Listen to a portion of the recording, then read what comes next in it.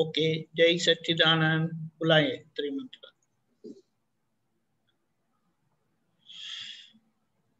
Unmute.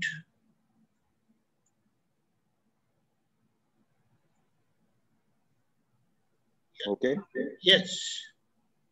नमो वितरागाय, नमो वितरागाय, नमो अरिहंताणम, नमो अरिहंताणम, नमो सिद्धाणम, नमो सिद्धाणम, नमो आयरियाणम, नमो आयरियाणम, नमो वज्जायाणम, नमो वज्जायाणम,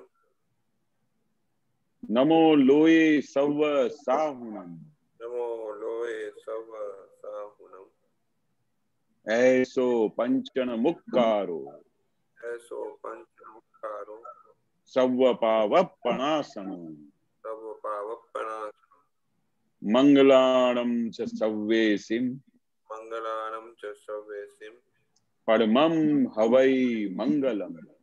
परमं हवै मंगलम्। ओम नमो भगवते वासुदेवाय, ओम नमो भगवते वासुदेवाय, ओम नमः शिवाय, ओम नमः शिवाय। जय सच्चिदानंद, जय सच्चिदानंद, जय सच्चिदानंद। जय सच्चिदानंद। डॉक्टर कश्यप जी, आप पूछना चाहेंगे? हाँ, बोलिए। हाँ, ये है आप सूत्र 2998 બુદ્ધિનો વૈરાગ એ ભારી શબ્દ છે. બુદ્ધિ પર અનગમો થયા કરે પછી બુદ્ધિ પર વૈરાગ આવે. બુદ્ધિ પર વૈરાગ પછી અબુદ્ધ થાય. આ અબુદ્ધ का मतलब आप बता सकते हैं?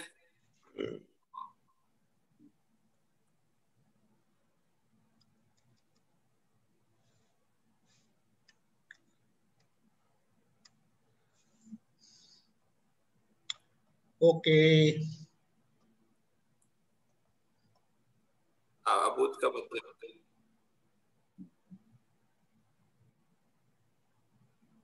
બુદ્ધિનો વૈરાગ એ ભારે શબ્દ છે.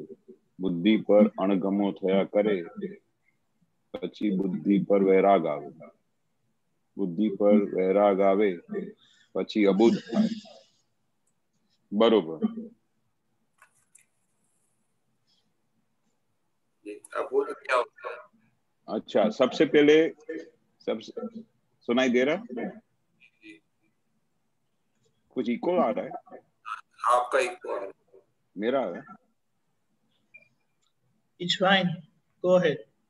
अच्छा, सबसे पहले क्या है, बुद्धि समझनी पड़ेगी. बुद्धि क्या चीज है? बुद्धि क्या है? इनडायरेक्ट प्रकाश है बुद्धि.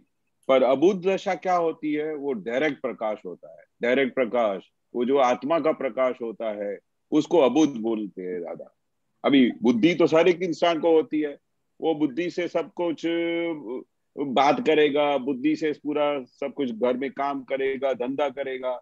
और बुद्धि पर कभी अच्छा बुद्धि से कुछ सॉल्यूशन आया तो उसके ऊपर उसको बहुत अच्छा लगेगा. पर बुद्धि से कुछ कभी गलत डिसीजन आ गया तो उसके ऊपर बिल्कुल अच्छा नहीं लगेगा, उसके ऊपर उसको वैराग आएगा. पर ये बुद्धि के सब लफड़े हैं. तो बुद्धि पे एक दिन ऐसा भी आ जाता है कि ऐसा गलत वो डिसीजन लेते हैं तो सामने वाले को दुख हो जाता है, तो उसके ऊपर वैराग भी आ जाता है. पर अबुद्ध दशा कैसी है?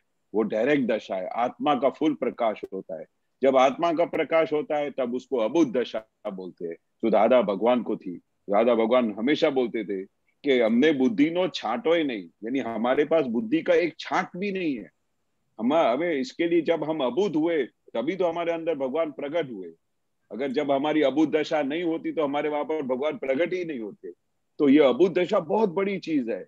बाकी तो पूरे संसार में हर एक जगह पे सब लोग बुद्धि से ही काम करते हैं, सबके पास बुद्धि ही होती है. ये तो ज्ञान के बाद अबुद्ध दशा शुरू होती है हम सबकी. और दादा भगवान तो फुल अबुद्ध दशा में थे. अभी हम सबको इस अबुद्ध दशा में धीरे धीरे आने का है. वो हमारा प्रोसेस चालू है. और एक दिन जिस दिन अबुद्ध दशा पूरी हो जाएगी उस दिन केवल ज्ञान दशा हो जाएगी। तो अबुद्ध दशा में बुद्धि होती ही नहीं कि बुद्धि का प्रयोग नहीं होता है? अबुद्ध दशा में बुद्धि जैसी चीज ही नहीं है, वो डायरेक्ट प्रकाश होता है। बुद्धि के माध्यम से उसको कुछ भी दिखाई नहीं देता, बुद्धि तो बुद्धि की तरफ चली जाती है, पर अबुद्ध दशा तो डायरेक्ट प्रकाश है, वो डायरेक्ट लाइट होती है, आत्मा की लाइट होती है, उसको अबुद्ध दशा बोलते हैं। अच्छा, कोई इनडायरेक्ट लाइट नहीं होती है अबुद्ध दशा में? हाँ, वो हमेशा नहीं होती है, किसी के पास भी नहीं होती है। विरल पुरुष होते हैं, ज्ञानी पुरुष, जो इतने 10 लाख वर्ष के बाद प्रकट होते हैं और वो ऐसी अबुद्ध दशा में होती है। बाकी आप किसी को, दादा जब ऐसा सत्संग में बैठ के बात करते थे ना, तो वो दादाजी को ऐसे जब जो कोई भी प्रश्न पूछ दादा बताते थे कि भाई बुद्धि का तो हमारे पास एक छांट भी नहीं है, तो सब लोग सरप्राइज होते थे, बुद्धि के बगैर दादा ऐसे कितने जवाब देते हैं, ये कैसे कहाँ से जवाब निकलते हैं। साइंस का, दुनिया भर का ऐसा कोई भी सवाल नहीं हो जो दादा के पास उनका जवाब नहीं निकलता हो। तो जो नॉर्मल आदमी आके नए नए बैठते थे, जिनको पता नहीं था कि अबुद्ध दशा क्या होती है, तो वो सरप्राइज होते थे कि दादा ये बोलते कैसे कि हम अबुद्ध दशा में हैं, बुद्धि का हमारे पास एक छांटा भी नहीं है। तो वो जब वो धीरे धीरे उनके साथ संपर्क होता था, जब उनका अबुद्ध दशा देखते थे, बुद्धि वगैरह की दशा कैसी होती है, जो डायरेक्ट प्रकाश से काम होता है, डायरेक्ट लाइट से काम होता है, जो आत्मा का अनंत सुख का धाम है, उससे जो जब हमारा संपर्क होता था, तब हमको पता चलता था कि दादा इस अबुद्ध दशा की बात करें। तो दादाजी के पास अबुद्ध, दादाजी बोलते थे हमारी दशा अबुद्ध दशा है, तो हाँ, और भी किसी की दशा अबुद्ध दशा है? नहीं, और तो अबुद्ध दशा तो बहुत बड़ी चीज है वो, उसमें तो अबुद्ध दशा में अभी हम सब लोग, दादा ने हमको ऐसी दशा में बिठाया है। अभी हमको अबुद्ध दशा में हमारी प्रगति हो रही है, प्रोग्रेस हो रही है, और धीरे धीरे धीरे धीरे जब अल्टीमेटली हम फाइनल 1-2 अवतार में दादा बोलते थे कि वो स्टेज आ जाएगा, तो धीरे धीरे फुल अबुद्ध दशा आ जाएगी। अभी हमारे पास 100% अबुद्ध दशा नहीं है, जैसे ज्ञानी पुरुष की अबुद्ध दशा थी। ज्ञानी पुरुष की तो 100% अबुद्ध दशा थी। हमको तो वो अभी दादा ने हमारा उगाड़ किया है, अभी हमको लक्ष्य बैठा है, प्रतीति हुई है, पर अभी हमारे को पूरा केवल ज्ञान बाकी है, अभी हमारी फुल दशा आने की बाकी है। अभी हम उस प्रोसेस में चल पड़े हैं। अभी वो धीरे धीरे हम जैसे ही आज्ञा में बढ़ते जाएंगे, आज्ञा का पालन करते जाएंगे, और धीरे धीरे जैसे जागृति बढ़ती जाएगी, जैसे हमारा पुरुषार्थ बढ़ता जाएगा इस मार्ग पे, और हमारा छुट्टापना की जागृति बढ़ती जाएगी, तो धीरे धीरे धीरे हमारी वो अबुद्ध दशा आ जाएगी। और अबुद्ध दशा आने बगैर छुटका भी नहीं है, क्योंकि जब तक वो अबुद्ध दशा नहीं आएगी तब तक केवल ज्ञान ही नहीं होगा। तो ये अंश, मतलब अबुद्ध दशा पूर्ण नहीं है, लेकिन अंश में सब कम ज्यादा किसी को होती है, आप ये बोल रहे हैं? हाँ, अभी शुरुआत हो गई है। जैसे दादा नहीं बताते हैं कि भाई दादाजी को स्पष्ट वेदन था, स्पष्ट वेदन यानी आर पार देख सकते, अलग छुटा, पर हमको तो वो अस्पष्ट वेदन हुआ है, यानी अभी हमको असर हो गया, हमको पता चल गया है कि ये शुद्धात्मा ऐसा है, ये हम अलग है, उसका उनको प्रतीति बैठ गया है। हमारी अस्पष्ट दशा है, दादाजी को स्पष्ट वेदन था, स्पष्ट दशा। स्पष्ट वेदन क्या होता है? मतलब स्पष्ट वेदन यानी आप क्लियर देख सकते हो, आप आंखों के सामने देख सकते हो कि भाई ये अलग है, ये अलग है। अच्छा, जो अलगपना है वो मतलब वो हमें क्लियर रहता है? क्लियर रहता है एकदम, आपको पता चल जाएगा कि भाई ये क्लियर है। और हर्षण रहेगा उसमें, है ना? हाँ हाँ, मतलब वो, क्योंकि हमारे को थोड़ा कभी लगता है, हम मतलब हमको भान होता है, जागृति में रहता है कि हम शुद्धात्मा है, फिर बाद में हाँ चले जाता है। तो स्पष्ट वेदन में ऐसा नहीं होता है, सही सही कह रहे हैं?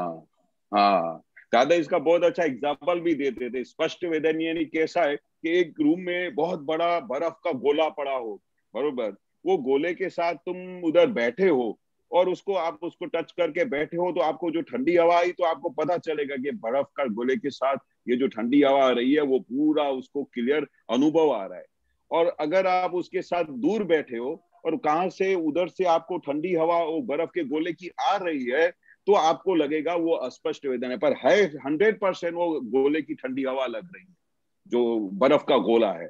यानी वो आपको उसकी ठंडी हवा ऐसा जैसे आ रही है, आपको लग रही है, वो दशा में हमको बिठा दी है। पर स्पष्ट वेदन कैसे क्या कि आप उस गोले के साथ लगे बैठे हो, तो आपको पता चलता है कि ये जो ठंडक मिल रही है इस गोले की मिल रही है, ये बर्फ का जो गोला है उसकी हमको ठंडक मिल रही है।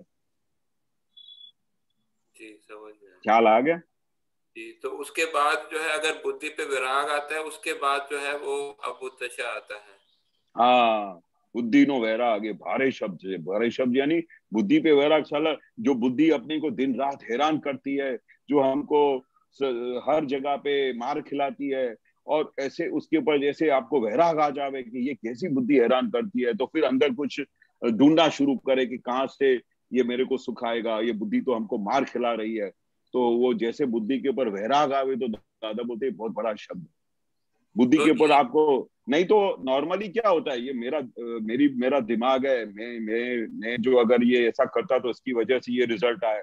आप मार करो, जब तक ज्ञान नहीं हुआ होता है तब अपने आप पे कितना उसको वो होता है कि भाई ये मैं कर रहा हूँ, ये मेरी वजह से हुआ है। और जब ऊंधा होता है और नहीं होता है तो उस बुद्धि पे उसको गुस्सा आता है, उसको बोलता है कि यार ये कैसे हो गया, अभी तो मैं सब अच्छा हुआ था, ये सब नुकसान कैसे हो गया।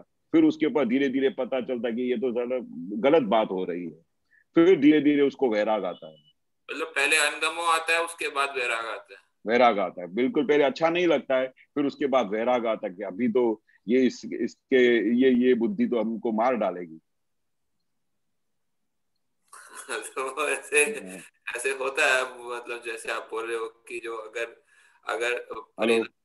अनुसार नहीं है, बुद्धि ने जो है विपरीत निर्णय ले लिया तो फिर अनगमो हाँ होता है। हाँ हाँ, फिर अणगम होता है, फिर उसको अच्छा नहीं लगता है, उसको चैन नहीं पड़ता है। और पता तो चलता है ना कि ये बुद्धि ने क्या डिसीजन लिया है, उसकी मार खाते हैं ना तब पता चलता है। वैराग कब आता है? जब मार खाते हैं। दादा बोलते थे कि भाई, दादा कितनी बार ऐसा प्रश्न पूछते थे रे कि भाई इतने संसार में आपको मार नहीं वैराग नहीं आता है। एक महात्मा था, उसको उसको इतना अच्छा लगता था घर में, उसका वाइफ बहुत अच्छा था और उसके बच्चे अच्छे थे, उसके परिवार के एक एक सदस्य अच्छे थे, तो बहुत उसकी सेवा भी करते थे। तो उसको संसार के प्रति कुछ वैराग जैसी कोई वृत्ति नहीं थी, और उससे बहुत अच्छा लगता था। और ऐसा भी बोले कि ज्ञान की क्या जरूरत है, मतलब मेरे को तो सब घर में बहुत अच्छा लगता है। तो फिर दादा ने एक बार बताया कि भाई जिस दिन तुम मार खाओगे ना, मार खाओगे, उस दिन तुमको पता चलेगा कि अच्छा क्या है और वैराग है। उस दिन वैराग आएगा आपको, तब तक अभी वैराग नहीं आएगा संसार के प्रति। जब आपकी बहू या आपका बेटा बोलेगा कि आपको अक्ल नहीं है, अभी सब अच्छा चल रहा है, अभी सब एवरीथिंग इज गुड, पर जिस दिन यही बच्चे या यही बहू या यही तुम्हारी वाइफ जो जिसके ऊपर आप बोल रहे हो कि भाई बहुत अच्छा है, मुझे संसार बहुत अच्छा लग रहा है, जिस दिन वो ये शब्द बोलेंगे या जिस दिन आपका बात सब ऊंधा पड़ेगा, हाँ, तब आपको पता चलेगा कि भाई मार खाना क्या होता है और वैराग क्या होता है। तो इसलिए दादा बोलते हैं जब मार खाओगे ना, तब तुमको पता चलेगा कि ये संसार कितना मधुर है, कितना अच्छा है। और उसके बाद फिर वैराग प्रकट होएगा। हे भगवान, हे दादा भगवान, अभी मुझे ये संसार परवड़ता नहीं है, अभी मुझे अच्छा नहीं लगता, मुझे ये सब मार खाने के बाद ही पता चला। तब उसके बाद सब वैराग आएगा, फिर वो अबुद्ध दशा की तरफ दौड़ेगा। अगर ज्ञानी पुरुष नहीं मिला होगा तो कुछ ना कुछ डेवलपमेंट शुरू करेगा, दौड़ेगा, कहां से न कहां से सुख मिलता है, ऐसे अध्यात्म की तरफ पीछे पड़ जाएगा। पर वैराग आएगा, अभी उसको कुछ ना कुछ रास्ता मिलेगा, कभी ना कभी उसको ज्ञानी पुरुष का कनेक्शन मिलेगा, सदपुरुष का कनेक्शन मिलेगा, फिर उसका काम हो जाएगा। जी जी समझ में। पर वैराग आना बहुत जरूरी है। जी समझ में आता है। हाँ मैं आगे पूछ सकता हूँ जी अगर कोई और नहीं है तो? एक हाँ मिनट हाँ, ना, कोई बात एक ही मिनट, एक मिनट, एक ही मिनट। हाँ बोलिए बोलिए। हाँ, इसके नीचे जाइए 3000।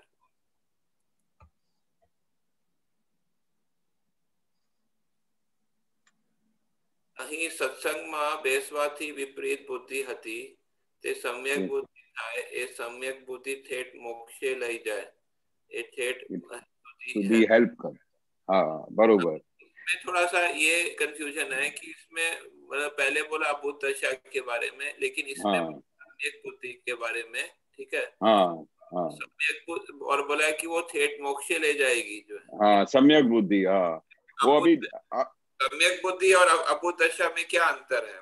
सम्यक बुद्धि यानी मोक्ष के तरफ लेके जाने वाली बुद्धि। सब संजोग आपको मोक्ष के तरफ लेके जाए, आत्मा के तरफ।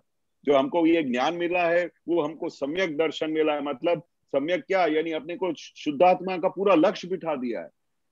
अभी हमको वो उसी डायरेक्शन में लेके जाएगी। अभी सत्संग में जाना होगा, बरोबर, उधर कोई पिक्चर पे लेके जाने की बात करेगा तो अभी बुद्धि क्या बोलेगी कि भाई नहीं, सत्संग में जाएंगे, दादा को बैठेंगे, दादा से मिलेंगे, उनका ज्ञान समझेंगे तो हमारे को मोक्ष की तरफ हेल्प होएगा।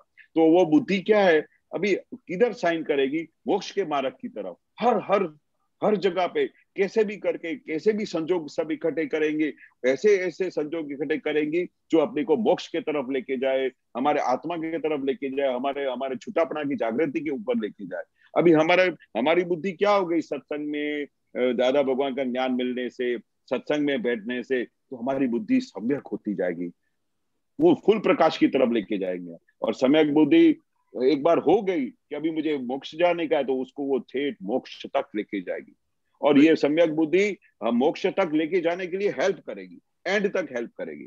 फिर जब वो लास्ट स्टेज आ जाएगा, उस समय ये सम्यक बुद्धि भी निकल जाएगी। फिर उसके बाद सिर्फ आपका क्लियर दर्शन दिखाई देगा, जिसको केवल ज्ञान बोलते हैं। अच्छा, मतलब लास्ट स्टेज में वो सम्यक बुद्धि भी जो हट जाती है। हाँ, ये सब नावड़ी है, दादा बोलते नावड़ी, यानी जो नाव है जो अपने को मोक्ष तरफ लेके जाने के लिए सब हेल्प कर रही है।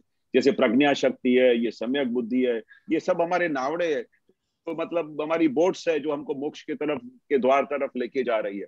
जब वो किनारा आ जाएगा मोक्ष का और वो केवल ज्ञान का, उस समय ये सब नाव भी चली जाएगी, सब चले जाएंगे, और सिर्फ केवल दर्शन जो अपने को शुद्धात्मा का निरंतर क्लियर विजन केवल ज्ञान है, वो अपना खुला हो जाएगा। फिर उसके बाद ये किसी भी चीज की जरूरत नहीं रहेगी। पर जहां तक वो हुआ नहीं है तब तक के लिए सब बहुत ये हेल्पफुल है, ये तब तक सब हमारे साथ रहेगी। तो ये मतलब उसके बाद फिर सम्यक बुद्धि चले जाएगी, उसके बाद फिर अबुद्ध दशा आ जाती है ना। हाँ, फिर अबुद्ध दशा कुछ भी नहीं, सिर्फ क्लियर दर्शन, जैसे जिसको दादा बोलते हैं डायरेक्ट प्रकाश। बहुत अच्छे शब्दों में दादा ने एक्सप्लेन किया, अबुद्ध दशा यानी डायरेक्ट प्रकाश। अभी जो हम सत्संग में समझते हैं, महात्मा हम हाँ, समझते हैं अपने, ठीक है, तो क्या हमको सम्यक बुद्धि हेल्प करती है समझने में?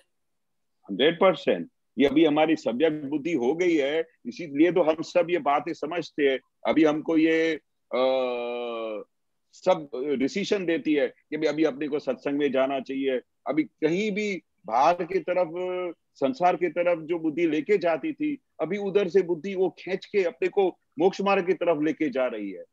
तो वो हमको, हमारी सम्यक बुद्धि हमको हेल्प कर रही है ना मोक्ष की तरफ लेके जाने के लिए, बुद्धि दिखाती है कि जी सत्संग में जाना है वो हमारे लिए अच्छा है, ऐसा ऐसा लाभदायक है। फिर कुछ भूल होती है तो प्रतिक्रमण करते हैं, कुछ टाइम मिल गया तो सामायिक करते हैं। सुबह को अपने को थोड़ी नींद आती हो, अपने को सुस्ती होती हो, तो उस समय अपने को हैंडल मार के बोलते हैं कि भाई नहीं, अपने को ये सत्साधन करेंगे तो इससे हमने जागृति बढ़ेगी, हमारे को दादा के साथ डायरेक्शन होगा, कनेक्शन मिलेगा, सिमंदर स्वामी की भक्ति होगी। तो ये जो सब बुद्धि जो अपने को पॉजिटिव की तरफ लेके जा रही है, आत्मा की तरफ लेके जा रही है, वो धीरे धीरे हमारी बुद्धि सम्यक होती जा रही है। इसलिए वो दादा ने बहुत अच्छा सेंटेंस बोला, ये सम्यक बुद्धि ठेठ मोक्ष ले जाए। मोक्ष यानी मोक्ष की तरफ तुमको डायरेक्शन में लेती जाएगी, लेती जाएगी। क्योंकि अभी आप पॉजिटिव हो गए, आपको लक्ष्य मिल गया, सम्यक ज्ञान मिल गया, इसलिए अभी आपको ठेठ मोक्ष तक लेके जाएगी ये सम्यक बुद्धि। जी जी जी, धन्यवाद, समझ में आया। फिर आगे और कुछ और जय सच्चिदानंद, जय सच्चिदानंद। जय सच्चिदानंद।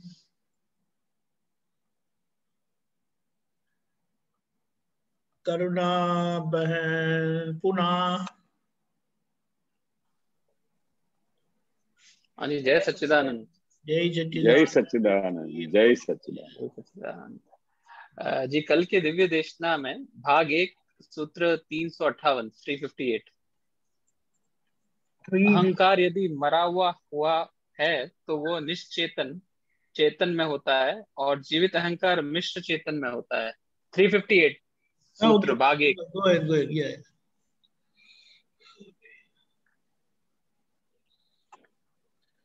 एक बार फिर से रिपीट करूं, अहंकार यदि मरा हुआ है तो वह निश्चेतन चेतन में होता है और जीवित अहंकार मिश्र चेतन में होता है। एक मिनट।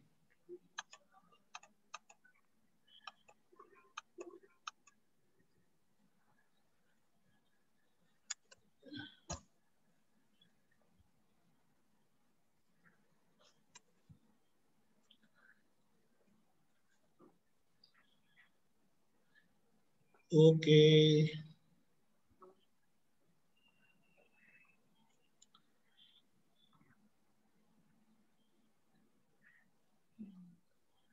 अच्छा, ये थोड़ा समझना था इसमें, हाँ, ये एग्जैक्टली अहंकार, क्या मैसेज है।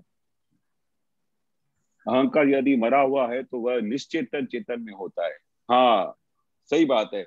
अभी जैसे सबसे पहले हम अपने दादा के पहले जब ज्ञान नहीं हुआ था, तो हम अपने अहंकार सही दशा में थे। मैं ही ये करता हूँ, ये मैं ही सब चलाता हूँ, जगत मेरे से चलता है, सब मेरे, ये मेरी वाइफ है, ये मेरे बच्चे हैं, वो पूरा फुल अहंकार है। पर जैसे ही ये ज्ञान मिलने के बाद वो हमारा अहंकार अभी क्या हो गया, हम अलग हो गए, छुट्टा हो गए। अभी हमारा अहंकार मरा हुआ है। अभी हमारा अहंकार फुल फ्लेजेड जागृत नहीं है, अभी हमारा अहंकार मरा हुआ है। वो मरा हुआ अहंकार बहुत जरूरी है, जिसकी वजह से हमारा पूरा संसार चलता है, घर बार चलता है। वो तो जो मरा हुआ अहंकार के बगैर तो एक पल भी आदमी आगे नहीं जी सकता है। तो वो मरा हुआ अहंकार सिर्फ खाली अभी क्या करता है, उसका मेन अहंकार चला गया, मेन अहंकार खलास हो गया। अभी हमें शुद्धात्मा हो गया, तो अभी ये सब पाड़ोसी हो गया, सब अलग हो गया। तो वह नष्ट चेतन चेतन में होता है। यानी वो कौन सी दशा, जब आत्मा की फुल अलग हो जाती है। आत्मा और आपका पड़ोसी सबका फाइल नंबर 1 जो है वो अलग हो जाता है, वो निश्चेतन चेतन दशा में होती है। और जीवित अहंकार मिश्र चेतन, ये शरीर हमारा सब जो कुछ है ये मिश्र चेतन है। जो अभी हम अंदर बॉडी और चेतन जो है वो एकाकार हो गया है, वो एकाकार दशा है, मिश्र चेतन की दशा। उसमें वो अहंकार हमेशा जीवित ही रहता है। जब तक ये दादा भगवान का विज्ञान, ये समझ और ये वो दादा का पूरा विज्ञान मिल जाता है और हमको सम्यक दृष्टि मिल जाती है, हमारे को आत्मा का ज्ञान मिल जाता है, तब हमारा पूरा अहंकार मर जाता है। वो हमारी उस दशा में ही पैदा होता है जब हमारी दादा निश्चेतन चेतन की दशा बनाते हैं। बाकी जीवित अहंकार तो मिश्र चेतन में है, इस पूरे जीव मात्र में मिश्र चेतन है, उसके अंदर जीवित अहंकार है।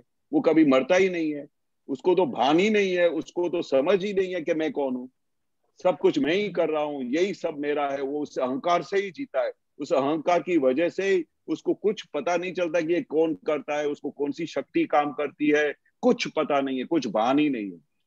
पर अहंकार का मर जाना ये बहुत बड़ी दशा है, उसको निश्चेतन चेतन की दशा बोलते हैं, जो दादा ने हमको करके दिया है। उस दशा में आने के बाद ही अहंकार मरा हुआ रहता है। अभी क्या होता है, कोई आपको गुस्से हो गया, कोई गाली दे दिया, कुछ भी हो गया, तो आपको पता चलता है कि ये किसको बोला, भाई ये पड़ोसी को बोला, ये फाइल नंबर 1 को बोला, मैं तो शुद्ध आत्मा हूँ। तो अगर अगर ये दशा नहीं हो, अगर और आपको कोई कुछ बोल जावे, कुछ गाली दे देवे, कुछ आपके ऊपर आरोप कर देवे, तो कैसा अहंकार खड़ा हो जाता है। आप वैसी वो दशा अपने ज्ञान की और समझ के पहले की दशा को रिकलेक्ट करें और अभी की दशा को रिकलेक्ट करें। अभी आपको पता चलेगा कि मेरी दशा कैसी है। ये दशा में अगर कोई कुछ भी बोल जाता है तो आपका ज्ञान हाजिर हो जाता है। आपको पता चलता है कि पड़ोसी नंबर 1 को बोला, या अभी इसका फाइल का संभाव से निकाल करो, अभी ये तो फाइल है और ये इसके अंदर भी शुद्धात्मा बैठा, भगवान बैठा है, वैसा ही मेरे अंदर बैठा है। तो ऐसा करके वो उस समय अहंकार खड़ा नहीं होता है। अहंकार अभी होता है, वो मरा हुआ अहंकार है। कभी कभी उसको जैसे फूक मारे तो वो लग जाता है, तो फिर एकदम ज्ञान जागृति हो जाती है कि अरे ये क्या हो गया, ये तो उसको बोला, पड़ोसी को बोला, मैं तो शुद्ध आत्मा हूँ। तो वो क्या है, मरा हुआ अहंकार कभी कभी आगे सामने से आके बोलेगा भी कि आपने ये गलत कर दिया, आपने मेरे को नुकसान कर दिया। पर जैसे बोलने के बाद फिर वो खाली वो बोलने की खातिर बोल जाएगा, और अंदर उसको पता चलेगा कि ये हिसाब से हुआ है, व्यवस्थित शक्ति ने किया, व्यवहार के खातिर, बोलने के खातिर बोल देगा। पर हकीकत में अंदर में उसका अहंकार मरा हुआ है। और ये दशा आत्म ज्ञान प्राप्त होने के बाद ही प्राप्त होती है, बाकी नहीं प्राप्त होती। हाँ, क्योंकि जैसे नॉर्मली आपने कहा कि वाणी में वो निकल जाता है, कभी कभी वो आके हाँ वाणी से निकाल देता है कि ये ऐसा क्यों, वो किसने किया। फिर बाद हाँ, में अंदर चलते रहता है कि ये ऐसे जो भी हुआ वो उसमें उसका दोष नहीं था, वो बाद में दोष नहीं था। रिफ्लेक्ट होता है। हाँ। हाँ, वो मरा हुआ अहंकार है अभी। वो किसी को हरकत नहीं करेगा। अभी उसको सब अहंकार मर गया है। अभी उसका उसका खाली क्या है, वो जो व्यवहार चलाने की खातिर उसका इतना जरूरी होता है वो चलेगा, पर बाकी अंदर खाने जो पहले अहंकार था कि मैं ये हूँ, मैं ही सब कुछ करता हूँ, वो सब खलास हो गया।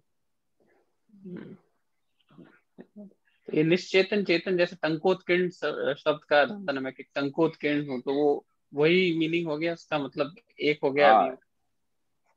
निश्चेतन चेतन मतलब ये हमारा जो बॉडी है, जो सोल है, और जो प्रतिष्ठित आत्मा है, वो दोनों एकाकार की वजह से अपने को लगता है कि ये मिश्र चेतन हो गया, मिश्र हो गया है।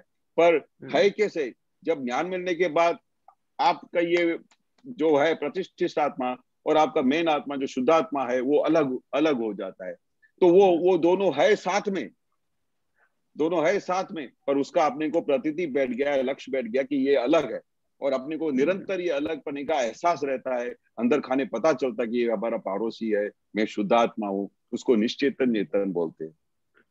रियल और रिलेटिव का फर्क। हाँ, जैसे दोनों साथ में उनको पता चलता है, डिमार्केशन ऑफ लाइन हो गया। राइट, बिल्कुल क्लियर हुआ। ठीक है जी, धन्यवाद जी। जय सच्चिदानंद।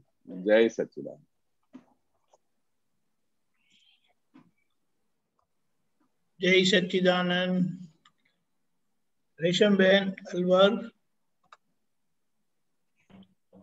जय सच्चिदानंद स्वामी जी। जय सच्चिदानंद स्वामी जी। श्रेणी नंबर 8 का है, सूत्र नंबर 13 है। हाँ।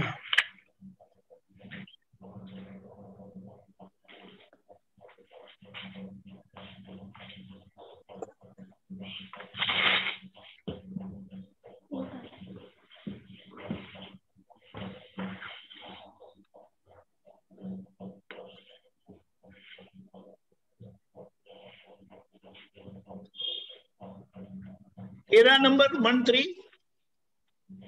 हाँ 13।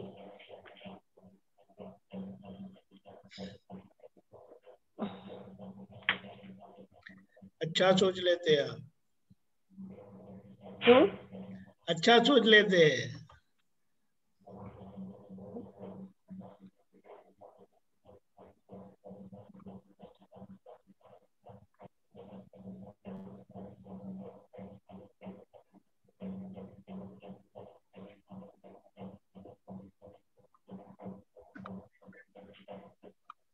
ओके। हाँ यही है ना उपयोग के ऊपर वाला? हाँ यही है स्वामी जी। पढ़ाई देता है।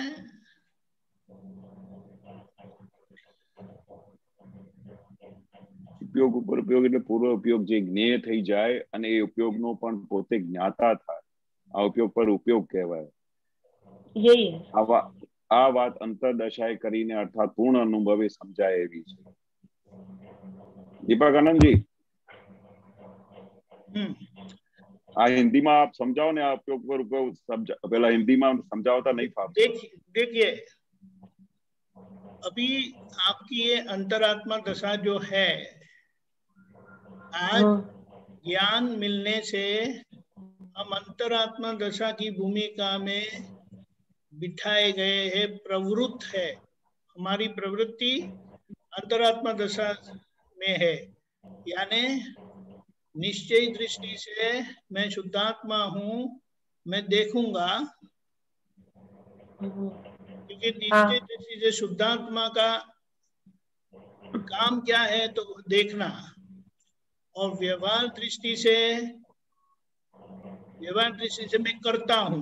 वो क्या करता हूँ कि व्यवहार दृष्टि की आज्ञा में रहता हूँ, यानी कि मैंने शुद्धात्मा यानी रियल व्यू पॉइंट से, निश्चय दृष्टि से मुझे पता चला कि मैं आपके उदाहरण से लेता हूँ। आपको पता चला कि रेशम ने ये गलती कर दी, तो वो तो आपको पता चला। आपने प्रज्ञा शक्ति के प्रकाश में प्रज्ञा शक्ति का उपयोग करके आपने रेशम मैन की गलती देखी। अभी रेशम मैन को पता नहीं है क्या करना है, क्योंकि वो तो बुद्धि से चलेंगे। तो आप उनको बोलेंगे, क्योंकि आपने शुद्धात्मा दृष्टि से देखा अभी आप वो शुद्धांत निश्चय दृष्टि से देखते हैं, शुद्धात्मा दृष्टि वो निश्चय दृष्टि है। हाँ आप समझे? अभी व्यवहार दृष्टि से आप रेशमैन को बोलेंगे कि ये गलती हो गई है ना, तो अभी आप प्रतिक्रमण कर लो। आप समझे? हाँ ये प्राथमिक उपयोग है, आज्ञा में रहने का उपयोग है। अभी जैसे जैसे आपकी दशा बढ़ती जाती है, यानी रेशमैन सामान्य होते जाते हैं, सहज होते जाते हैं, तब अभी व्यवहार दृष्टि से आपको कुछ करना नहीं रहा, क्योंकि व्यवहार दृष्टि से कब तक करना होता है? जितनी रेशम बहन में असहजता है तब तक। जब तक रेशम बहन में गलती है तब तक आपको वह उपयोग में रहना है। आप समझे? ये पहला उपयोग है। आप समझे? तो पहला उपयोग है वो देखने का उपयोग है कि रेशम बहन क्या करते हैं, उनकी क्या गलतियां हैं, उसको सुधारते रहते हैं। अभी देखते देखते हो गया कि अभी अभी आपको कुछ देखना बाकी नहीं रहा। क्यों नहीं बाकी रहा? क्योंकि अभी वो गलती नहीं करते। तो वही देखना जानने में परिणमित होता है, यानी आपका दृष्टा उपयोग जो था अब वो ज्ञाता में परिणमित होता है। आप समझे? किसमें परिणमित होता है? अब तक आप देख रहे थे, हाँ क्या देखना? दर्शन शक्ति से देखते थे रेशम बहन को, उनकी गलतियां सुधारते रहते थे। अभी एक बात आप ऐसे समझ लो कि रेशम बहन ठीक हो गए अभी, तो अभी वही दृष्टा भाव, आपका जो दृष्टा भाव से आप देखते थे रेशम बहन को, वो ज्ञाता भाव में परिणमित हो जाता है, क्योंकि अब कुछ करना नहीं रहा। जब तक देखने का उपयोग है तब आप दृष्टा भाव में है, अंतरात्मा दशा की दृष्टा भाव। आप समझे? हाँ स्वामी जी। हाँ, तो अभी ये जो दृष्टा भाव है वो जब काम खत्म हो जाता है तो वही दृष्टा भाव ज्ञाता भाव में परिणाम आ जाता है, परिणमित होता है। क्योंकि अभी क्या है कि बाहर रेशम बहन को कुछ करना नहीं रहा, वो सहज हो गए, तो वही दृष्टा भाव ज्ञाता भाव में परिणमित होता है। आप समझे? ये इधर तक समझे? हाँ इधर तक समझे? अभी ये पूर्व उपयोग जो है, पूर्व उपयोग जो ज्ञेय हो जाता है, यानी ये जो उपयोग है वो अब ये ज्ञाता भाव है ना, आपका ज्ञाता भाव, अभी तक दृष्टा भाव था, अब वो ज्ञाता भाव हुआ। ज्ञाता भाव शुद्धात्मा के ज्ञान में ज्ञेय बन जाता है।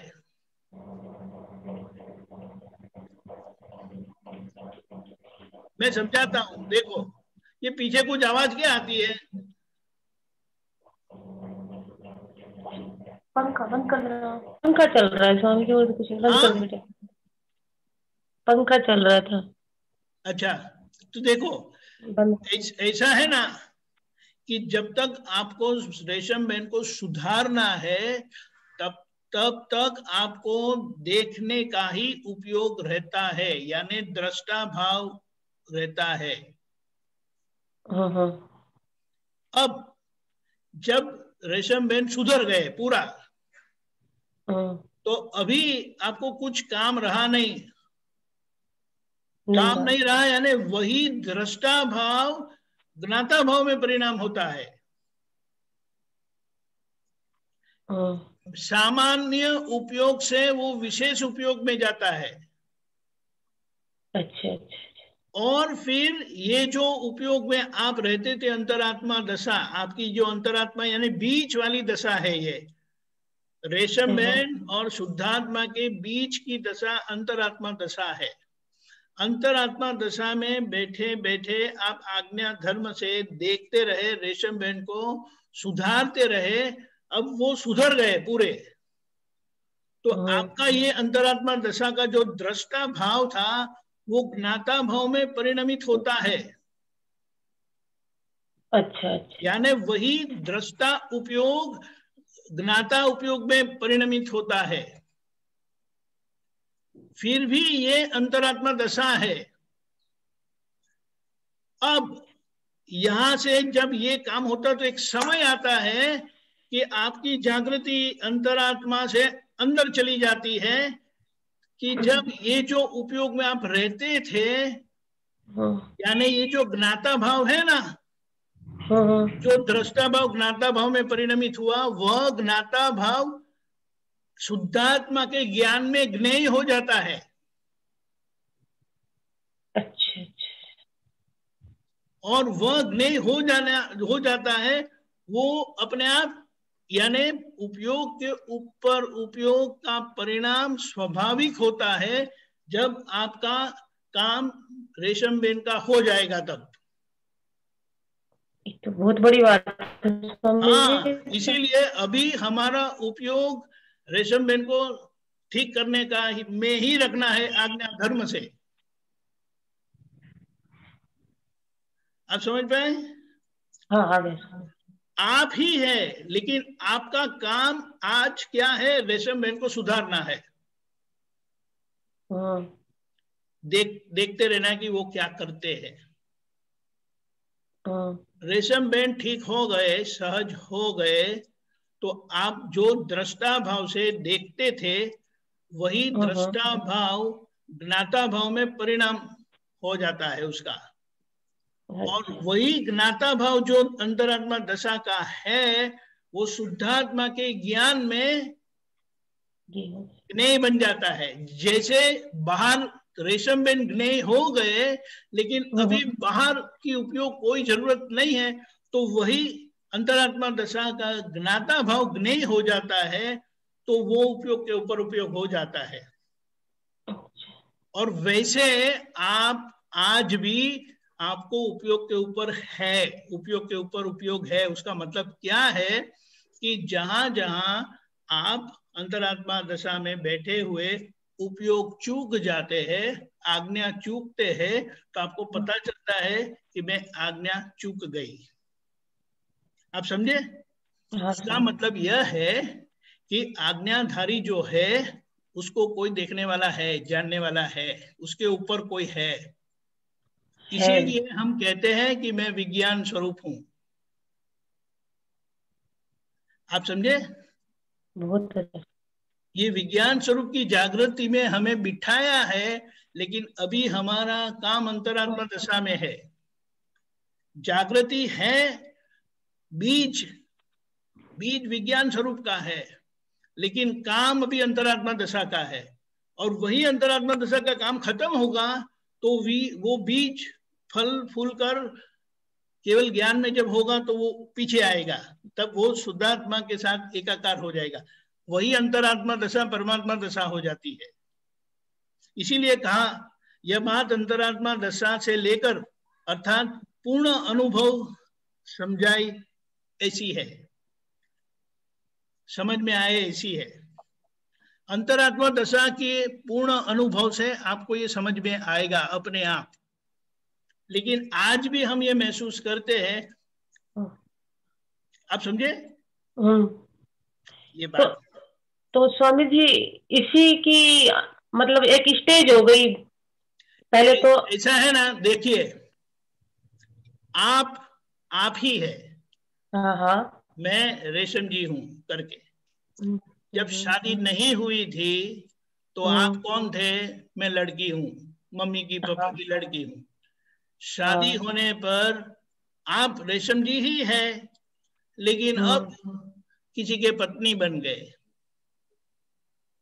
ठीक है? अभी आप ही बच्चे बड़े हो जाएंगे, उनकी शादी हो जाएंगी तो आप ही सास बन जाएगी। ये बात समझे आप? तो यही भूमिका अंतरात्मा दशा कैसी है कि जब वो भगवान के साथ शादी होने पर ये दशा होती है,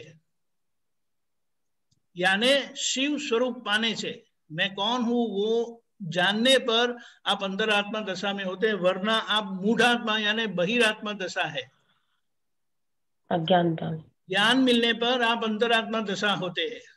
अब वो ज्ञान अंतरात्मा दशा स्थिर होती है, वही परमात्मा दशा है। लेकिन परमात्मा दशा के बीच में एक स्थिति आती है जिसे वो क्या बोलते हैं, यहाँ पूर्णता हुई, अब काम नहीं रहा और वो वहां गए नहीं, तो वो अपने आप वो समय आता है जब आपका उपयोग अंतरात्मा दशा से परमात्मा दशा में परिवर्तित हो जाता है। इसीलिए प्राथमिक उपयोग और पुरुषार्थ कहाँ है कि रेशमेन क्या करते हैं उनको देखो, उनकी गलतियां को सुधारते रहो, और वो जब हो जाएगा तो अपने आप, जैसे बच्चे बड़े करो, बच्चे हो जाएंगे बड़े, उनकी शादी हो जाएगी तो आप अपने आप सास बन जाएंगे। सास बनने की जरूरत नहीं है। आप समझे, आप पत्नी के अंदर सास का क्या बोले भूमिका है ही, लेकिन वो सास की भूमिका कब आती है, जब आपका काम बच्चों को बड़ा करने का, शादी करने का हो गया तब। अब बच्चों को संभालने की जरूरत नहीं है, उनकी शादी हो गई तभी आप सास हो गए। लेकिन कौन थे तब? वही रेशम जी, आप समझे? तो वही मैं जब ज्ञान नहीं था तो मैं लड़का हूं, लड़की हूं वगैरह, ज्ञान होने पर मैं शुद्धात्मा हूं हो गया, वो अंतरात्मा दशा है। अब वही दशा मेरा काम हो जाता है, यानी व्यवहार ठीक हो जाता है, तो वो मेरी दशा आगे बढ़कर वो परमात्मा दशा के, और वहां पर उपयोग के ऊपर उपयोग होता है। आप समझ गए? तो अभी हमें ध्यान क्या रखना है? दृष्टा भाव से नामधारी को देखते रहो, उनको करेक्ट करते रहो, सुधारते रहो, तो वो परिणाम अपने आप आएगा। ठीक है स्वामी जी, एक और पूछो? हाँ बोलिए। ये हे विश्ववंदन ऐसे प्रगट शुद्ध आत्मा, ये हे विश्ववंदन का अर्थ थोड़ा खोल के बताओ ना। एक मिनट, क्या बताया? हे विश्ववंदन ऐसे, विश्ववंद्य हाँ का? हाँ हाँ हाँ केशवानंद जी, हाँ, विश्ववंद्य का मतलब आप समझाएं। हाँ, विश्ववंद्य, तो पूरा जगत उसको वंदन करता है। विश्ववंद्य, पूरा ब्रह्मांड उसको, पूरा विश्व उसको वंदन करता है। विश्ववंद्य एवं प्रगट शुद्धात्मा स्वरूप प्रभु, मतलब जो अल्टीमेट दशा है, जो पूरा जगत उसको नमन करता है, वंदन करता है। ऐसे पुरुष को वो आविष्कार, ऐसे पुरुष को ऐसा प्रोत्साहन करके बोलते हैं। ख्याल आया? विश्ववंद्य यानी पूरा जगत उसको वंदन करे, ऐसा पुरुष। ख्याल आया?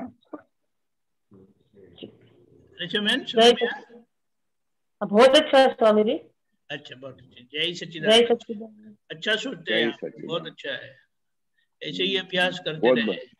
हाँ, बहुत बड़ी बात है, उपयोग के ऊपर उपयोग। जय सच्चिदानंद। जय सच्चिदानंद। जय सच्चिदानंद। खरे सुरेश जी, जय सच्चिदानंद।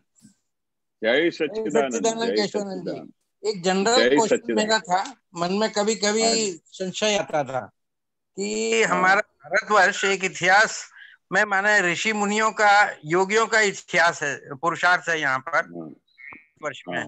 कई रामकृष्ण, महावीर, बुद्ध जैसे कई माने विभूति भगवान भी यहीं पे पैदा हुए, जन्मे और मोक्ष साहब।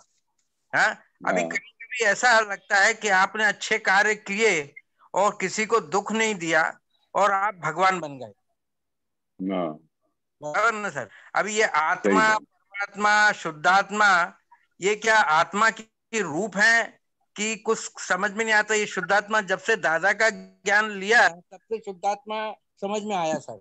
पहले हम लोग नहीं समझते थे शुद्धात्मा, पहले परमात्मा समझते थे और आत्मा समझते थे। सुरेश जी, अभी आपका यूनिवर्सिटी का दिमाग चला रहे हैं। नहीं, एक और पूछना था कि पृथ्वी में कितनी आत्माएं हैं और कितनी मोक्ष गई हैं? कभी कभी ऐसा लगता है कि कितनी गई हैं और कितनी अभी आत्मा है यहाँ पर पृथ्वी पर, कुछ आइडिया है? दादाजी ने बहुत अच्छा बताया था कि भाई ये हर एक जीव मात्र में आत्मा है, वो तो क्लियर है ना। नहीं तो आप शुद्ध आत्मा किसी का दर्शन ही नहीं कर सकते। जय सच्चिदानंद क्यों बोलते हैं कि आप हर एक जीव मात्र के अंदर शुद्ध आत्मा देखते हैं, मतलब हर एक जीव के अंदर आत्मा है। इतना तो क्लियर हो गया ना। बराबर। हाँ, अभी क्या है, हम जब तक बुद्धि के लेवल से सोचेंगे ना तो वो बार बार प्रश्न होएगा। पर जो दादा ने जैसे बोला ना अबुद्ध दशा हो जाने का, अबुद्ध दशा में कैसे हो जाएंगे कि दादा ने खाली बोल दिया कि हर एक जीव मात्र के अंदर वही शुद्धात्मा है, वही परमात्मा है, उसको नमस्कार करो और उसके अंदर बैठे हुए भगवान बैठे हैं उसके दर्शन करो, और बाकी उसका बाहर का जो फाइल नंबर 1 है उसका संभाव से निकाल करो। अभी इतनी सिंपल बात हो गई है। तो अभी कितनी आत्मा है, तो ये अनगिनत आत्मा है। और दादा ने बताया ना कि हर पल में 108 आत्माएं वो जो मोक्ष में जा रही है और दूसरी फिर वो वापस आ रही है। मतलब ये साकी आदि अनंत ये चलता ही जाता है, ये कभी अंत होता ही नहीं है, बंद होता ही नहीं है। हर एक पल में 108 आत्मा मोक्ष में जा रहे हैं। तो वो क्या मतलब हुआ? ये पृथ्वी लोक से जा रही हैं सर? हाँ, पृथ्वी लोक से, भरत खंड से। और क्या है और भी कितने हैं, है ना, चार क्षेत्र है ना, महाविद्य क्षेत्र। यस।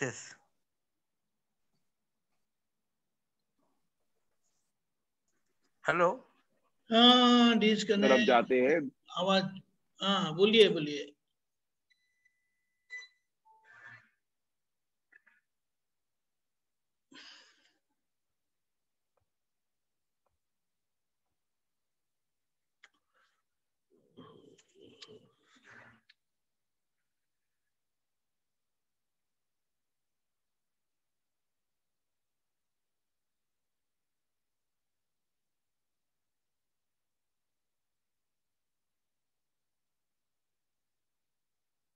फाइल का संभाव से निकाल करने का बहुत सिंपल ज्ञान दे दिया दादा ने, इतना सिंपल। इसलिए तो दादा बोलते हैं ना, मोक्ष क्या है, खिचड़ी से भी इजी में इजी। खिचड़ी बनाना और तकलीफ वाला काम है, पर हमने जो दादा ने हमको वो मोक्ष का दर्शन दिया है ना, वो खिचड़ी कर से भी सहला है, इतना सिंपल करके दिया है। बाकी हम सोचने जाए और जैसे अभी उपयोग के ऊपर के बाद अब आप जैसे बात हुई तो उसके ऊपर आप अंदर जाओ ना तो उसमें से बाहर नहीं निकल सको। पर ये समझ करके, इसलिए कितनी बार दादा ऐसा बोलते थे कि बहुत दिमाग हैरान करे या बहुत तकलीफ में आपको नहीं समझ में आए तो वो दादा बोलते थे उसको पढ़ के रखने का, समझ के रखने का। पर जब वो दशा आएगी, आपकी पूर्ण दशा आएगी, तो सब कुछ दिखाई देगा। जैसे दादा भगवान को कैसे देख के बोलते थे, उनको खुद अनुभव हो गया था। 360 डिग्री में खाली 4 डिग्री कम थी, तो मतलब फाइनल दशा में थे। तो उस दशा में कोई न शास्त्र पढ़ना पड़ता है, न कुछ पूछना पड़ता है, हर पल समाधान, क्योंकि ऐसा दिखाई देता है, क्लियर दर्शन से दिखाई देता है।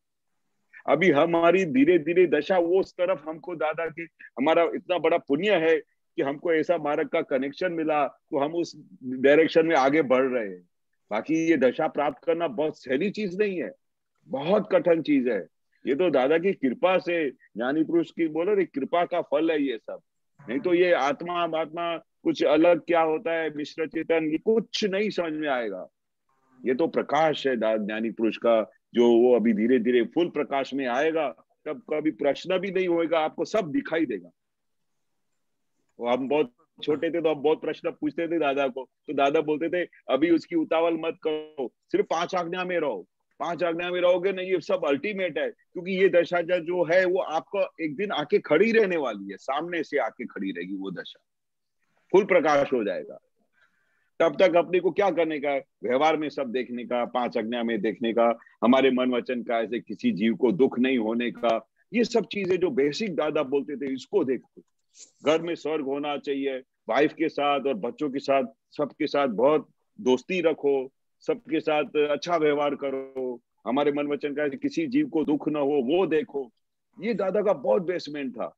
ये इन चीजों में दादा बहुत इन्वॉल्व होते थे और सबको घर में सुख शांति के लिए पूरा उनका प्रयास रहता था। बाकी ये जो फाइनल दशा की बात है ना, वो खुद आएगी और उसमें आपको कुछ पूछना भी नहीं पड़ेगा, सब कुछ दिखाई देगा।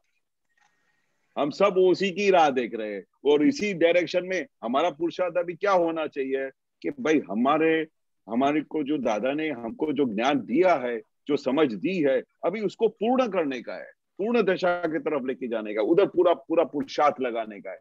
कहाँ पर भी मन क्या बोलता है उसको देखो, मन वचन काया किस तरह से बिहेव करता है उसको देखो, फिर अंतस्करण के अंदर क्या क्या भाव उठते हैं, किसी के लिए अभाव तिरस्कार हो उसके प्रतिक्रमण करो।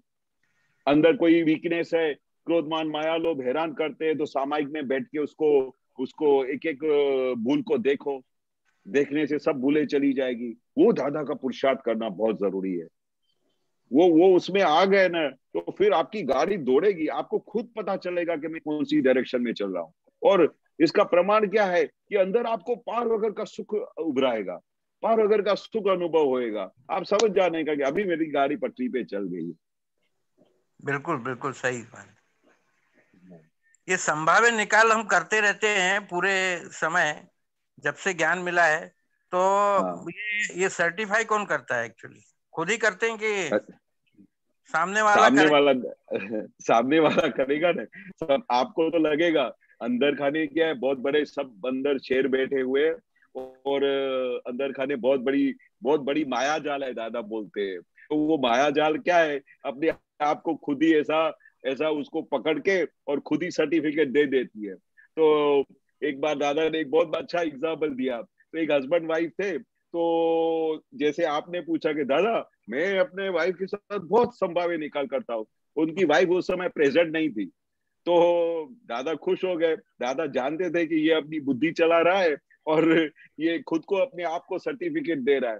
तो दादा ने उसको बहुत बताया कि अच्छा घर में अभी कैसा रहता है, कि बहुत अच्छा रहता है दादा, घर में बात ही मत पूछो, बच्चों के साथ भी बहुत अच्छा चलता है और दादा बहुत अच्छा संभाव्य निकाल होता है। तो दादा ने क्या बोला कि जब तुम्हारा वाइफ सर्टिफिकेट देवे ना तब मैं मानूंगा कि तू अच्छा संभाव्य निकाल करता है, क्योंकि वाइफ तो सबसे बड़ा आपका थर्मोमीटर है, वो सब बता देगा कि आप कितना ज्ञान में रहते हो, कैसे फाइल का निकाल करते हो। तो वो खुद को जो आपने प्रश्न पूछा ना, तो आजू बाजू वाले पड़ोसी है, घर में बच्चे है, वाइफ है, वो आपको सर्टिफिकेट देंगे। सही बात है। आपने जब आपने उनके साथ संभाव से निकाल किया तो उनका समाधान हो गया, उनको अंदर शांति हो गई। कितनी बार तो ऐसा लगता है कि मैंने उसका संभाव्य निकाल किया पर अंदर तो उसका अंदर अभी ऊंचा नीचा हो रहा है। हम अब तुम्हारा वाइफ बोले कि आज तुम सत्संग में मत जाओ, आज तो मेरे को ये सब काम करके दो, तो तुम थोड़ा एडजस्टमेंट करके फिर बोलोगे आप चिंता मत करो, मैं ये सत्संग पूरा करके आपको सब काम लेके करके दूंगा, बरोबर। और आपको उनके वाइफ के चेहरे से ऐसा लगेगा कि जैसे आपने उसका संभाव्य निकाल किया, और उनके वाइफ में अंदर उस समय क्या चल रहा है वो आपको पता नहीं है। वो फिर भी आपको व्यवहार की खातिर बोलेगा अच्छा तुम जाओ, पर वो अंदर से बार बार ऐसा उनको हो रहा है कि भाई ये नहीं, उनको पता नहीं है कि घर में खाने के लिए कुछ नहीं है, अभी मैं बोला सब लेके आओ तो भी बोलते बाद में कब खाना बनेगा। अंदर उसका उकड़ामण चलता है, अंदर अंदर भाव बिगड़ रहा है।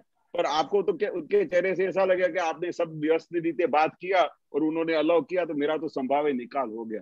पर नहीं, सामने वाले का जब सर्टिफिकेट देवे कि भाई आपने बहुत अच्छा संभाव्य निकाल किया, और उनके चेहरे में से भी पता चल जाता है, उनके हाव भाव से पता चल जाता है कि आपने निकाल किया, तब समझने का कि खरा अपना काम हो गया। धन्यवाद सर, थैंक यू। जय सच्चिदानंद। जय सच्चिदानंद। जय सच्चिदानंद। अशोक जी, जयपुर।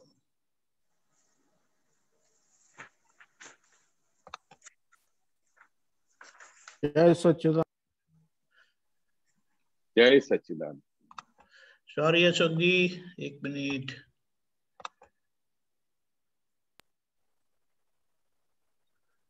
बोलिए। जय सच्चिदानंद। जय। ये विधि में आता है सर, स्थूल सहयोग, सूक्ष्म सहयोग, वाणी ना सहयोग, पर छे न पराधीन छे, ये ज्ञान मारा हृदय में संस्थापित रहो। हाँ सही बात है। हाँ बहुत सही बात है। तो इसके बारे में बताएं। हाँ स्थूल संयोग हो, मतलब जो स्थूल संयोग है जो आपको दिखाई देते हैं, बाहर से जो संयोग आते हैं, बाहर से कोई आ गया घर में आपके और आपको कुछ बोल के गया, तो ये स्थूल संयोग है, आपको दिखाई देता है। कोई भी आपको आके कुछ बोल के जाता है, कुछ भी बाहर से कुछ भी होता है, कुछ एक्सीडेंट हो गया, बाहर से दिखाई दिया, वो स्थूल संयोग है जो आप आंखों से देख सकते हो। तो ऐसे संयोग आ गया तो आप उसको स्थूल संयोग बोलोगे। फिर सूक्ष्म संयोग हो। अभी सूक्ष्म संयोग कैसा है, कोई आपको कल किसी ने आपको बोला होगा कि भाई आप ये गलत काम करके आए हो, आपने ये आपका व्यवहार ठीक नहीं था, और फिर उस समय ऐसा अंदर से जो बोल गया, तो वो अंदर में अंदर बूमा बूम चल रही हो, आपको चैन नहीं आ रहा हो, या अंदर में आप किसी के लिए किसी को फंड्स देना हो, आप नहीं दे पा रहे हो, तो अंदर आपको सूक्ष्म संयोग आपको वो हैरान कर रहा हो। तो ये जो सूक्ष्म संयोग जो अंदर खाने उभर रहे हो, आपके अंदर ही जो सब पार वगैरह के संयोग आते हैं, उसको सूक्ष्म संयोग होते। और वाणी का संयोग हो तो वो दिखाई देता है, आपने वाणी से बोला तो तरत जो वाणी निकली वो सामने वाले को इफेक्ट होता है। तो ये जो तीन संयोगों है वो पर है, पराधीन है, आपकी खुद की स्वतंत्रता का नहीं है। कितने सारे संयोग इकट्ठे होते हैं, कितने सारे संयोग ऐसे इकट्ठे होते हैं, तब वो संयोग सामने खड़ा आता है। पिछला भव का हिसाब, आपने कुछ कुछ उसको बोला होगा लास्ट बर्थ में, फिर या इस बर्थ में वो जो टेप रिकॉर्डर होगा वो वापस ऐसा निकलेगा, तो उस समय वो आपको बोल देगा।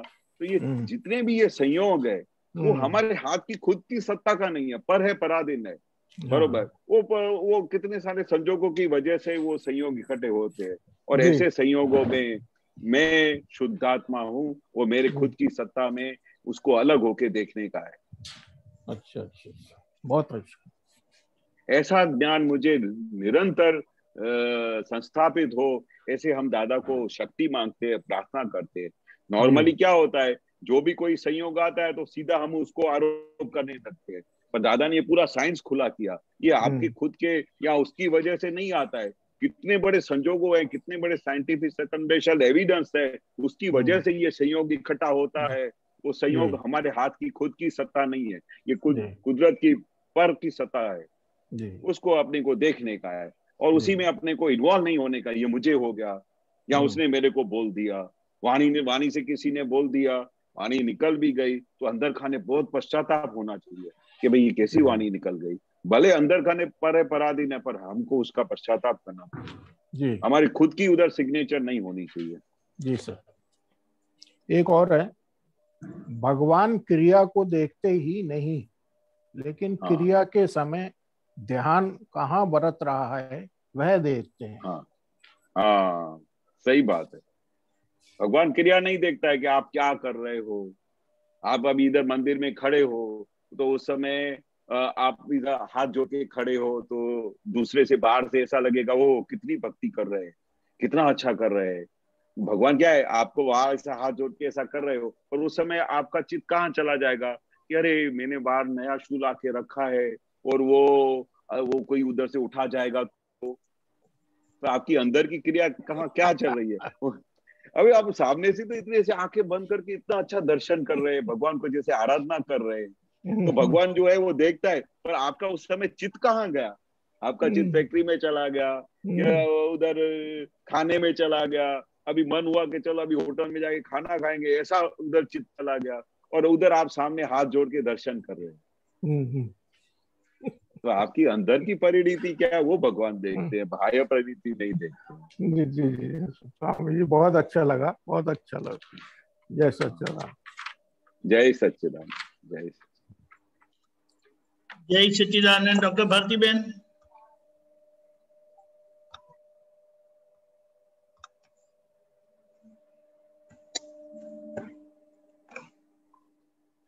जय सच्चिदानंद। जय सच्चिदानंद। जय सच्चिदानंद। सत्ता प्राप्त होने के बाद जो सत्ता चलाता है वह मूर्ख कहलाता है, इसका मतलब समझाइए। फिर से बोलिए।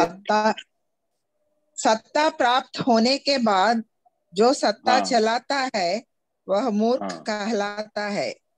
हाँ, बहुत बड़ी बात है, बहुत बड़ी बात है। क्योंकि ये क्या कहना चाहते हैं कि आपको सत्ता मिल गई, आप बहुत बड़े डॉक्टर बन गए और वो सब कुछ अपने हिसाब से करने लगे, सब कुछ आपको ऐसा ही लगा कि मैंने ही सब ये अच्छा ऑपरेशन किया, मैं नहीं होता तो ये होता ही नहीं, और मैंने ही उसको बचा लिया।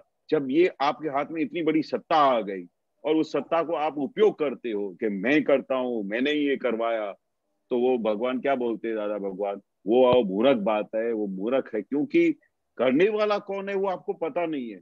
कौन सी शक्ति आके ये कर रही है, भगवान ने आपको ये सत्ता दी है, तो उसका आपने बोला कि मेरे हाथ में सत्ता आ गई और वो खुद करने लग गए, तो वो बहुत बड़ा गुनाह है और वो बहुत बड़ी मूर्ख बात है। क्योंकि कर्ता कौन है वो आपको पता नहीं है। कर्ता कौन है, व्यवस्थित शक्ति कैसी है, कितने ऐसे संजोग आए उसके बाद आपके हाथ में, आपने कितनी मेहनत की, कितने पुण्य के गए बाद में इस जन्म में आपको सत्ता आई, पर आपने उसको सत्ता को खुद की सत्ता मान ली और उसका उपयोग करना शुरू कर दिया, और तो वो बात गलत है। वो दादा बोलते मूर्ख जैसा इंसान है, क्योंकि उसको पता नहीं है कि ये सत्ता कैसे मिली है और उस सत्ता का आपने उपयोग किया। ये करने की शक्ति आप में है ही नहीं, कुछ भी करने की शक्ति आप में नहीं है। और ये कितने सारे साइंटिफिक सेक्टर में एविडेंस के हिसाब से वो चीज होती है। वो व्यवस्थित शक्ति किस हिसाब से हर एक चीज को पूरा करवाती है। व्यवस्थित शक्ति ने आपको ये सत्ता दी है, आपके पुण्य के हिसाब से हाथ में सत्ता आई है और उसका आपने दुरुपयोग किया, वो मैंने किया, तो वो सत्ता हाथ में से आगे चल के निकल भी जाती है। सत्ता मीन्स व्हाट? पावर है, सत्ता पावर, बोले तो सत्ता, हाँ। हाँ? ये सत्ता क्या? पे नहीं बैठे, जैसे मिनिस्टर है, तो मिनिस्टर उस सत्ता पे बैठा है तो उसको ये सत्ता मिली है ना, मिनिस्टर बनेंगे, चीफ मिनिस्टर बना, प्रेसिडेंट बना, प्राइम मिनिस्टर बना। That is the power to do something, हाँ? पावर टू डू समथिंग, वो पावर मिला आपको, पोजीशन एंड पावर। हाँ पावर, हाँ। अच्छा, वो मेरी पावर, खुद ये की सत्ता सत्ता है। बोले तो पावर, हाँ? पावर, हाँ। अच्छा अच्छा, ओके।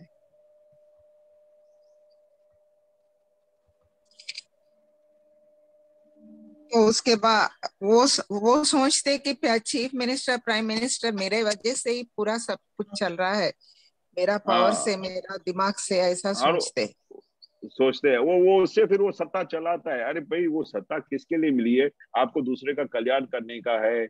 फिर वो फिर ऐसा बोलता है कि जैसे मैं ही सब चलाता हूँ, पर वो उसको मेन ज्ञान नहीं समझ में आता है, मेन चीज नहीं ख्याल है कि ये सत्ता तो आपको कुछ पुण्य के हिसाब से वो सत्ता प्राप्त हुई है, पर वो सत्ता किसके लिए प्राप्त हुई है? कि आप दूसरों का कल्याण करो, सबको हेल्प करो, उसके लिए सत्ता है। पर वो सत्ता चलाता है, ये मैं ऐसा कर रहा हूँ, मैं ऐसा जो बोल रहा हूँ वैसा होना चाहिए, उसको सत्ता चलाना बोलते हैं।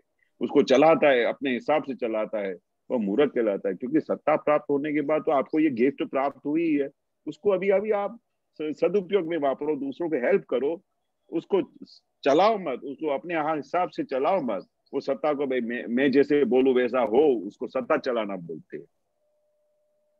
अच्छा, दूसरों का कुछ भी नहीं सुनना, अपने को जो माइंड में आया, हाँ बस हम लोग मैं हाँ, जो बोला वो ही करना, वही मैं करो। सबसे हाँ सिंसियर हूँ, हाँ वैसा भाव, हाँ, तभी तो उसको वैसा इतना बड़ा भाव। शब्द बोला, हाँ, तभी तो इतना बड़ा दादा ने उनको शब्द बोला एंड में, वह मूर्ख कहलाता है। क्योंकि उसको पता नहीं है कि सत्ता प्राप्त कैसे हुई है और वो किसके लिए प्राप्त हुई है, पर आप उसको किस तरह से चलाना चाहते हो, किस तरह से हुक्म देके अपने हिसाब से चलाना चाहते हो।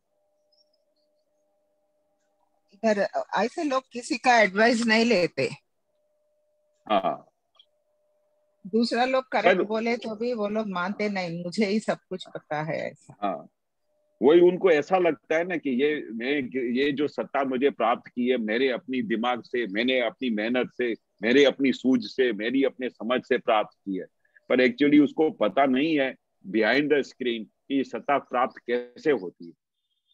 पर उस सत्ता का फिर वो अगर वो सदुपयोग करे और उसको अपने हिसाब से नहीं चलाए, तो वो सत्ता तो आपको जो प्राप्त हुई उसका आपने उसका सदुपयोग किया, फिर उस समय वो मूर्ख नहीं कहलाएगा।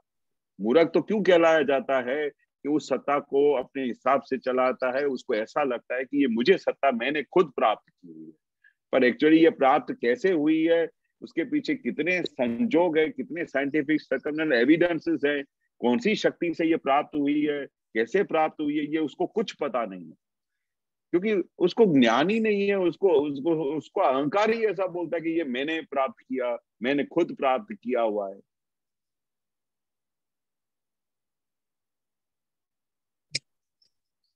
ओके, दैट इज, उसको डूअरशिप बहुत है वैसा तो। हाँ हाँ, डूअरशिप बहुत है, सही बात है। मैं और अहंकार, अहंकार, मेरे से ही सब कुछ चलता। हाँ, मैं नहीं है तो कैसा, ऐसा सोचेगा। हाँ, ये उसके लिए दादा ने बताया जिसको ये ज्ञान की समझ है नहीं और कुछ ज्ञान प्राप्त नहीं किया। बाकी ज्ञान प्राप्त होने के बाद वो तो सत्ता का कितना सदुपयोग करे, वो लोगों के कल्याण के लिए वापरे, कैसे हेल्पफुल हो जावे, उसका दिमाग ज्ञान मिलने के बाद, समझ मिलने के बाद उस तरफ हो, किस तरह से इस व्यवहार से मैं लोगों को हेल्पफुल करूं और ओब्लाइजिंग करूं, इस तरह से वो पॉजिटिवनेस में आ जाता है। ये तो जब तक जिनको ज्ञान नहीं है, उसको पता नहीं है कौन करता है, तब तक ये दादा ने उनको एक टकोर की है कि ये मूर्खता है कि जो सत्ता प्राप्त होने के बाद वो खुद की सत्ता चलाता है। ओके जय सच्चिदानंद, जस्ट बी देयर ऑनलाइन। अपना समय हो गया है। केशवानंद जी आप त्रिमंत्र बुलाएं, बाकी बहन आप फॉलो करिएगा। नमो वितरागाय, नमो वितरागाय, नमो अरिहंताणम, नमो हरिहंताणम, नमो सिद्धाणम, नमो सिद्धाणम, नमो आयरियाणम, नमो आयरियाणम, नमो वज्रायाणम, नमो वज्रायाणम, नमो लोये सव्व साहुणम, नमो लोये सव्व साहुणम, ऐसो पंचन मुक्कारो, ऐसो पंचन मुक्कारो, सव्व पावप्पनासनो, सव्व पावप्पनासनो, मंगलाणं च सव्वेसिम, मंगलानां च सव्वेसिम, परमं हवै मंगलम, परमं हवै मंगलम। ओम नमो भगवते वासुदेवाय, ओम नमो भगवते वासुदेवाय, ओम नमः शिवाय, ओम नमः शिवाय। जय सच्चिदानंद, जय सच्चिदानंद, जय सच्चिदानंद।